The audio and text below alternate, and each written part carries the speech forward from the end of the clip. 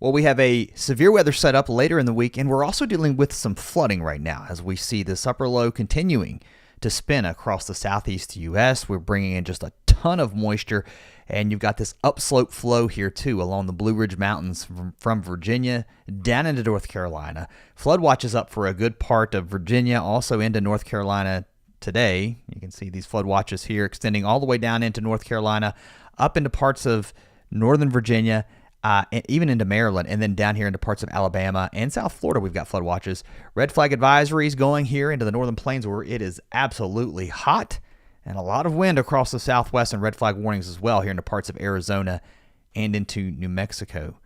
We're going to see a lot of rain over the next 24 hours, especially here across parts of the southeast. Some areas could get several inches more of rain as these slow-moving thunderstorms, really, they're not really slow-moving. I guess the deal is they're repeating over the same area. So quite a bit of rain in the order of 2, 3, 4 inches of rain on the way. We're starting to see that back off across parts of the south as the weather setup changes just a little bit and we finally start to kick this low out. Now, here's the deal. Once we get past today, as we head into the end of the week, we are going to see some changes as we're watching a trough that starts to swing into the west.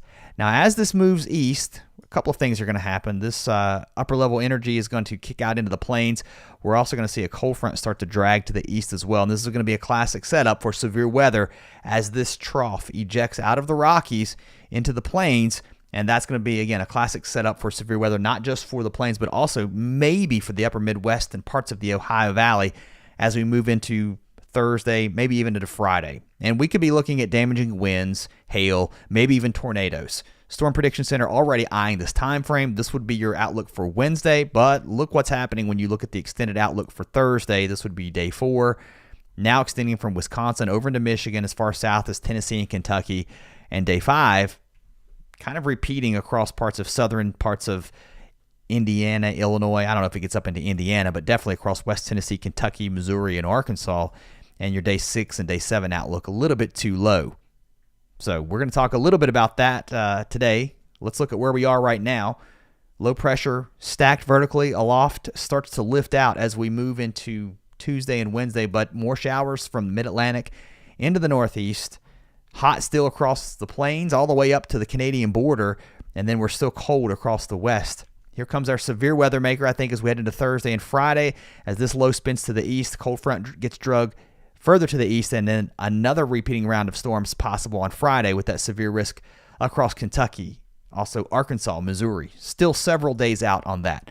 Let's talk about where the heavy rain is and the slow-moving storms as we head into tonight, into Tuesday. Look at all of this moisture still moving into Virginia. So your mountains running just like this. So all of that rain getting pushed up against these mountains, and that's going to just squeeze out that moisture with extremely high precipitable water values, I should say. Downwind of that on the west side of the mountains, you can see there's rain totals much lower across parts of the lowlands of West Virginia down into eastern Kentucky. This slug of moisture starts to move into the northeast, so heavy rain expected through Tuesday night into Wednesday from the mid-Atlantic into Pennsylvania. And now the heavy rain, the fire hose, if you will, targeting parts of the northeast. So New York City into New Jersey, the Jersey Shore. It's going to be wet here Wednesday night, now moving into southern New England. Our atmospheric river, this fire hose, if you will, you can just see it slugging north all the way into Wednesday and Thursday, and underneath that some heavy rain. But look, it's moving, right? So it's going to get out of here by the time we get toward the middle and the end of the week. Temperatures held back just because of the rain, the heat lurking just to the west. Further to the west, precipitation free, at least through Wednesday across many of these areas, you can see. But here comes the storms starting to really be picked up as we head into Wednesday afternoon across North and South Dakota, maybe as far south as Nebraska. Some of these could really build up heading into Wednesday night into Thursday. And then this pushes east, I think, as we head into the day Thursday. Again, the Storm Prediction Center watching parts of the upper Midwest, even the mid-Mississippi Valley for those thunderstorms. And a hot day across Texas tomorrow. We're looking at triple-digit heat, maybe even mid-105 range somewhere in central Texas and down towards the Rio Grande. We may push 110 in a few spots. Very warm. Not across the west, though. That trough that's going to be bringing the severe weather is already going to be felt by the time we get into tomorrow morning. Many areas below freezing, even Boise dropping down into the 40s with freezing temperatures up into the mountains.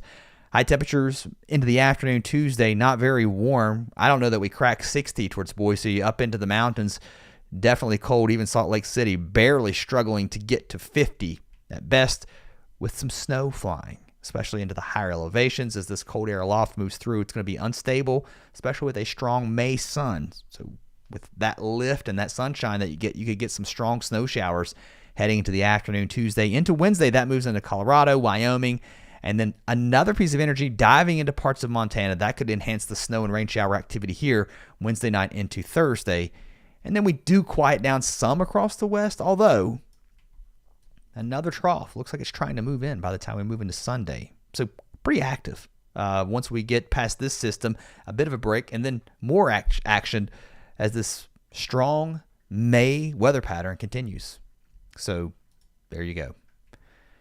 Appreciate you guys watching tonight. Again, if you're in these areas, watch out for the heavy rain. It looks like it's going to stick around for a few days.